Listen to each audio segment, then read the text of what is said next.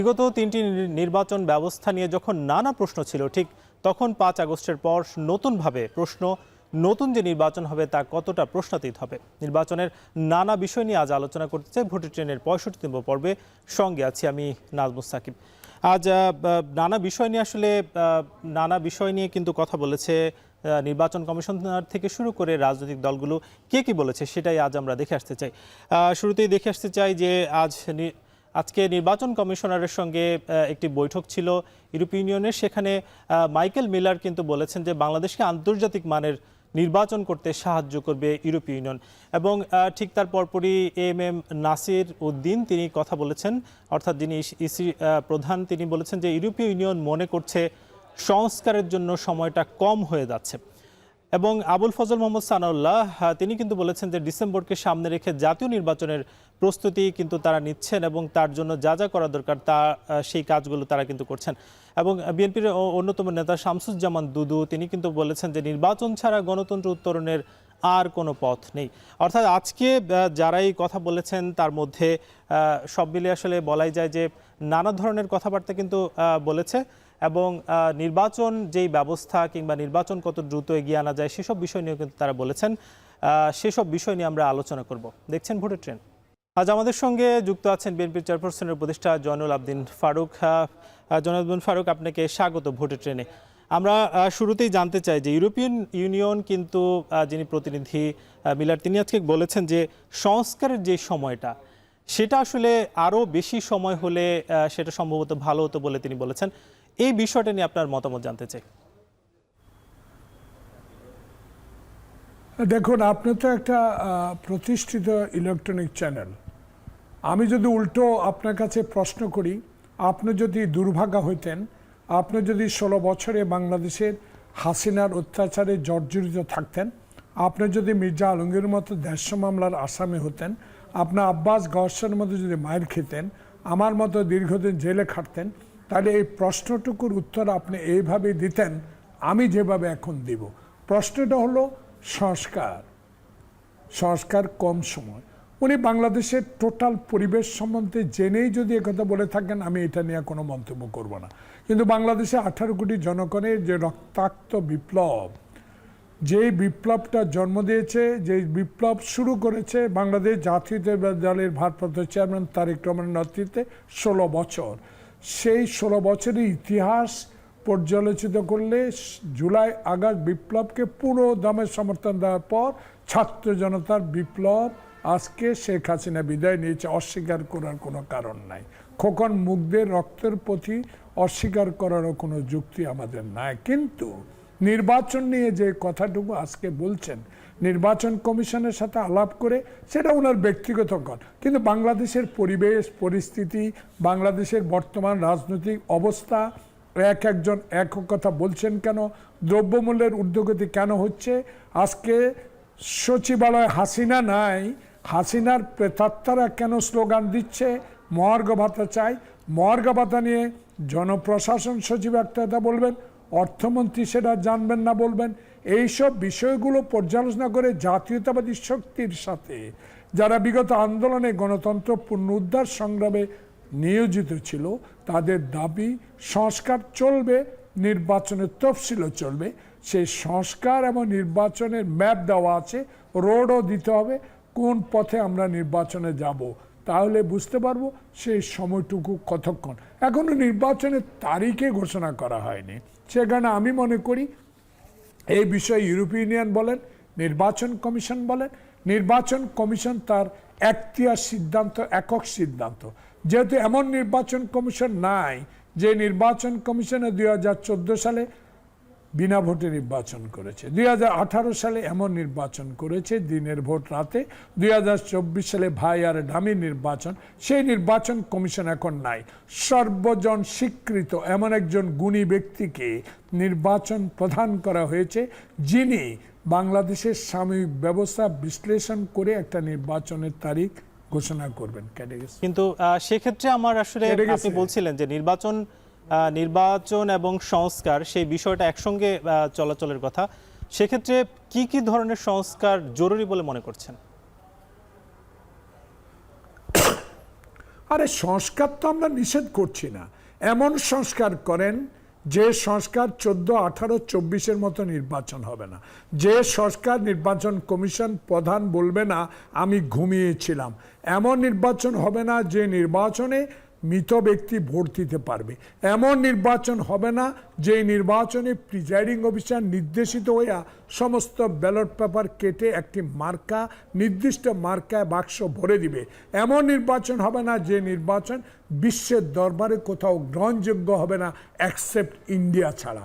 এমন নির্বাচনের জন্য সংস্কারের সময় নেওয়া প্রয়োজন বলে আমি মনে করি না, কারণ দেশে এখন যে রাজনীতির সমসাময়িক অবস্থা চলছে, আমাদের নেতারা ইতিমধ্যেই আপনারা শুনেছেন, বলেছেন যে এই সরকারের অধীনে, অন্তর্বর্তীকালীন সরকারের অধীনে ডিজিডিএফের অধীনে একটি দল গঠন করার প্রক্রিয়া চলছে।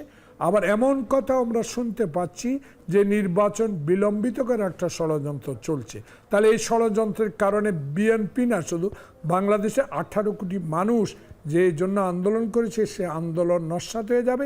কারণ এই নস্যাতের পেছনে, এই ষড়যন্ত্রের পেছনে সংযুক্ত আছে এখনো এই অন্তর্বর্তীকালীন সরকারের বিভিন্ন মন্ত্রণালয়ে যারা বসে আছেন, তারা সেই শেখ হাসিনারই পুরানো প্রেতাত্মা। যা কারণে আজকে জনগণের উপর কর ধার্য করে, ট্যাক্স ধার্য করে, আজকে ভ্যাট ধার্য করে যে অস্থিতিশীল অবস্থা সৃষ্টি করছে, সচিবালয়ে আগুন দিয়ে, তারই পরিকল্পিত 111-এর সে সেনা সমর্থিত সরকার নয়, এটা মুগ্ধ রক্তের অর্জিত স্বাধীনতার সরকার, এটা মনে রাখতে হবে। এবং মঈন ফখরুদ্দিনের মতো বিলম্বিত করে জনপ্রতিনিধিদের নির্বাচনকে পিছিয়ে দেওয়া অর্থ দেশে আরেকটি ষড়যন্ত্রের প্রক্রিয়া শেখ হাসিনার প্রেতাত্মারাই করতে পারে বলে আমি বিশ্বাস করি। সেক্ষেত্রে আমরা সংস্কারের পাশাপাশি কিন্তু বিচারের কথা আসলে বলা হচ্ছে, এবং এই যে গত আগস্ট জুলাইতে যে হত্যাকাণ্ড হলো, সেই বিচারগুলো আসলে কিভাবে দেখছেন, বা তার আগের যেই ঘটনা সেই বিচার কতটা এগিয়েছে, এই বিষয় নিয়ে আপনার সঙ্গে কথা বলবো। দেখছেন ভোটের ট্রেন, ছোট্ট একটা বিরতি নিতে চাই, ফিরছি কিছুক্ষণ পর।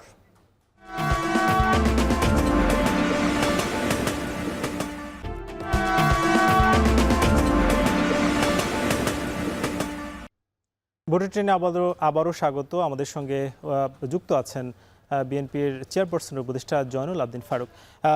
ফারুক ভাই, আপনার সঙ্গে কথা বলছিলাম যে আসলে এই যে জুলাই আগস্টে যেই হত্যাকাণ্ড হলো, তার আগে আরও নানা ধরনের গুম খুন সহ নানা ধরনের বিষয়গুলো কিন্তু ঘটে গিয়েছে, সেটা আপনাদের সঙ্গে অনেকটা ঘটেছে।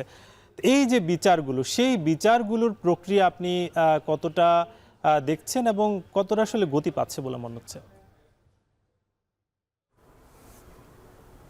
হ্যাঁ, দেখুন, বিচার বিভাগকে তো সম্পূর্ণ ধ্বংস করে দিয়েছে বিগত সরকার। বিচার বিভাগকে নিজের ঘরের বিচারক বানিয়ে সে বিচার বিভাগকে ধ্বংস করে দিয়েছে। আসলে সকল স্বায়ত্তশাসিত প্রতিষ্ঠানগুলো, স্বাধীন প্রতিষ্ঠানগুলো নিজের করায়ত্তে রাখার জন্য, ক্ষমতাকে টিকে রাখার জন্য শেখ হাসিনা যা যা করার তা করেছে। তার বাবাকে অনুসরণ করেছে। তার বাবাও 72 সালে ক্ষমতায় এসে যে অবস্থাটা সৃষ্টি করেছে, কোথায় সিরাজ শিকদার সে গণতন্ত্র হত্যা করে 1 মিনিটে বাকশাল কায়েম করেছে। তারই মেয়ে বাংলাদেশের 16 বছর বিনা ভোটে এসে সে সেনা সমর্থিত সরকার বলেন, 1996 সালে আরেকজনের মাধ্যমে ক্ষমতা আসার সে জনগণ সেটা বলা শুরু করেছে। এই মহিলাটা ক্ষমতা এসে বাংলাদেশের যে আইন শৃঙ্খলা বাহিনীকে সমস্ত ধ্বংস করে দিয়েছে, বিচার বিভাগকে ধ্বংস করে দিয়েছে। তা আমি মনে করি এই সরকারের অধীনে যতটুকু সম্ভব তারা বিচারের ব্যবস্থা করছেন, এতে আমার কোনো আপত্তি নেই। এখন স্বাধীন বিচার বিভাগকে এখন বিচারককে কেউ ফোন করবে না, বা প্রধানমন্ত্রীর সচিবালয় থেকে কেউ ফোন করার মানুষও এখন নাই। কিন্তু আমি একজন স্বাধীনতার যোদ্ধা হিসাবে এইটুকু বলতে চাই, দেশ স্বাধীন করেছি 22 পরিবারের বিরুদ্ধে সংগ্রাম করে। পশ্চিম পাকিস্তানের অত্যাচার অনিয়মের কারণে আজকে বাংলাদেশ স্বাধীন। যে স্বাধীনতা অর্জন করেছি আমরা গণতন্ত্রের জন্য, সংবিধানের জন্য, স্বায়ত্তশাসিত প্রতিষ্ঠানগুলোকে মাথা উঁচু করে দাঁড়াবার জন্য, সেগুলো ধ্বংস করে দিয়েছে আওয়ামী লীগ, শেখ হাসিনা। সেখানে আমি মনে করি ইন্টেরিয়াম গভর্নমেন্ট যেন আজকে একটি দলের পক্ষে বা একটা নির্দিষ্ট কারো পক্ষে সমর্থন না দিয়ে দেশের যে চলমান রাজনৈতিক সংকট দূর করে অনতি বিলম্বে একটা নির্বাচনের ব্যবস্থা করে বাংলাদেশে ক্ষমতাটা হস্তান্তর করে জনপ্রতিনিধির হাতে। এখানে আমি একটা উদাহরণ আপনাকে এখন টেলিভিশনের দর্শক শ্রোতা সকলকে দিতে চাই। আমাদের নেতা তারেক রহমান 16 বছর আন্দোলন সংগ্রাম করে, হাজার মামলা সহ্য করে, সকল নির্যাতন সহ্য করে সকল নেতা কর্মীকে ধৈর্য ধারণ করতে বলেছে। 5 আগস্টের পর উনি নির্দেশ দিয়েছেন কারো গায়ের উপর হাত তোলা যাবে না, নিজ আইন নিজের হাতে তুলে নেওয়া যাবে না। আপনি দেখুন, 2-1টা বিচ্ছিন্ন ঘটনা ছাড়া বাংলাদেশ জাতীয়তাবাদী দলের নেতা কর্মীরা 16 বছর সে হাঁটু পানিতে দাঁড়িয়ে রাত কাটিয়েছে, জঙ্গলে কবরস্থানে রাত কাটিয়ে, আয়নাগরে অত্যাচার সহ্য করে, জেল জুলুম সহ্য করার পরও একটি বিএনপির নেতা কর্মী আওয়ামী লীগ বা কোনো দলে যোগদান করে নাই। কিন্তু ফারুক ভাই, আমরা একটু মাঝখানে বলতে চাই যে আসলে এর আগের অর্থাৎ আওয়ামী লীগ সরকারের সময়ে যে নানা ধরনের চাঁদাবাজি বা অনৈতিক যে কর্মকাণ্ড হতো সেই সব বিষয়ে আপনারাই বলতেন যে আসলে আওয়ামী লীগ এটার সঙ্গে জড়িত। এখন যে চাঁদাবাজিগুলো হচ্ছে সেটার সাথে আসলে কারা জড়িত, এই প্রশ্ন নিয়ে আপনার কাছে আসবো। দেখছেন ভোটের ট্রেন। ফারুক ভাই, আপনি হয়তো বলছেন কথা, কিন্তু আমরা মাঝখানে একটু বিরতিতে গিয়েছিলাম। একটু জানতে চাচ্ছি যদি আরেকবার একটু বলতেন যে চাঁদাবাজি সহ যে বিষয়গুলো আসলে এখন ঘটছে এইটা আসলে কারা জড়িত। চলে যান, এখন তো আর শেখ হাসিনার মিডিয়া নাই। না, আপনি তো আবার শেখ হাসিনার মিডিয়ার মতো ব্যবহার করছেন। এখন তো আপনি আমার কথা বলার মাঝখান দিয়ে সত্য কথা বলার সময় আপনি অন্যদিকে নিয়ে যান। আমি তো আমরা একটু বিরতিতে গিয়েছিলাম, আপনি আমাকে সময় দিয়েছেন কথা বলার, আমার সময় দর্শক শ্রোতা শুনতে হবে। না, আপনি তো যখন আসলে আমরা বিরতিতে যাচ্ছি না, বিরতিতে না, আমরা অন এয়ারে আছি। কোথায় আপনি নির্দিষ্ট পেয়েছেন 2-1 চাঁদাবাজি করেছে, বহিষ্কার করা হয়েছে, এসব বলবেন না দয়া করে। এটা এখন 1996 সাল থেকে 2024 সাল পর্যন্ত আওয়ামী লীগের মিডিয়া নাই। এখন মিডিয়া স্বাধীনভাবে কথা বলেন প্লিজ। একটা বিষয় আপনার কাছে জানতে চাই যে জামায়াতের সাথে তো আপনাদের একটা ঐক্যবদ্ধতা আছে, ইদানিংকালে কি জামাতের সঙ্গে কি কোনো দূরত্ব আসলে তৈরি হয়েছে? আমি তো আপনার এই প্রশ্ন স্টার্ট করতে আমি বুঝে ফেলেছি, আমি দীর্ঘদিন রাজনীতির সাথে সম্পর্কিত, বড় নেতা নই, কিন্তু 5 বার পার্লামেন্টে যাওয়ার সৌভাগ্য হয়েছে আমার নেতা খালেদা জিয়ার ধানের শীষের কারণে, তার অভূতপূর্ব নেতৃত্বের জন্য, আপসী নেতৃত্বের জন্য। সে কারণে আমি মনে করি যে বাংলাদেশ জাতীয়তাবাদী দল কোনো রাজনৈতিক দলের সাথে বৈষম্যমূলক কোনো আচরণ করতে চায় না।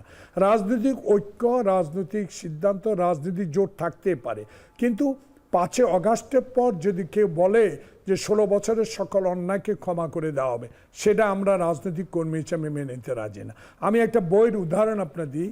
ছাত্র সংবাদ নামে একটা বই প্রকাশিত হয়, এটা মনে হয় জামাতে ইসলামের ছাত্র সংগঠন ইসলামী ছাত্র শিবির হতে পারে। এই বইতে লেখা আছে যে 1971 সালে মুসলিমেরা যুদ্ধে অংশগ্রহণ করা মূলে আসলে উচিত ছিল না, কিন্তু এইসব কথাগুলো লেখে বাংলাদেশে আবার যে অনৈক্যের সৃষ্টি হবে এটা নির্ঘাত। কারণ নতুন প্রজন্ম, নতুন তরুণেরা বাংলাদেশে রাজনীতি আসবে, তারা মুগ্ধ খোকনের রক্তের প্রতি শ্রদ্ধা জানাবে।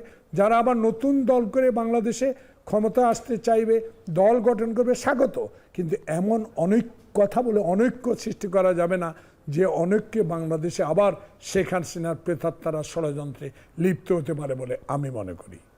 এবং একটু আমরা জানতে চাই যে আসলে ইসলামী দলগুলো আমরা দেখেছি যে জামায়াত খুব সাম্প্রতিককালে চরমনের সঙ্গে একীভূত নির্বাচন করার কথা বলছে, আবার ঠিক তার পরপরই আমরা দেখেছি যে বিএনপির যিনি মহাসচিব তার সঙ্গে চরমনের একটা গত কয়েকদিন আগে আসলে আলোচনা হয়েছে।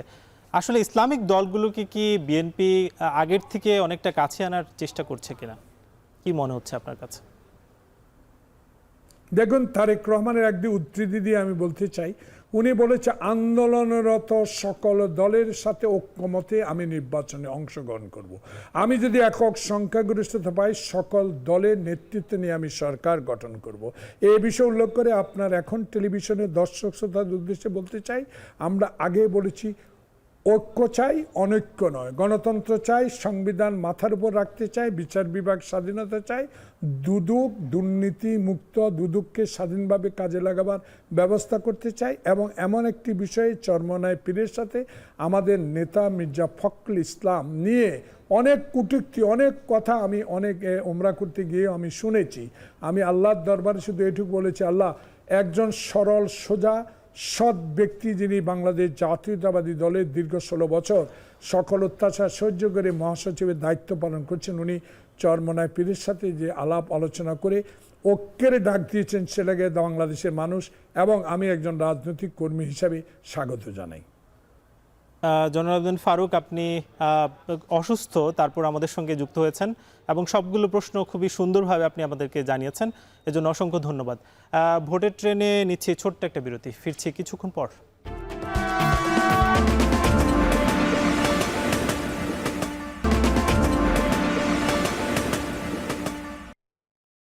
ভোটের ট্রেনে স্বাগত আবারও। এবার দেখে আসতে চাই সংসদীয় আসন পরিক্রমা।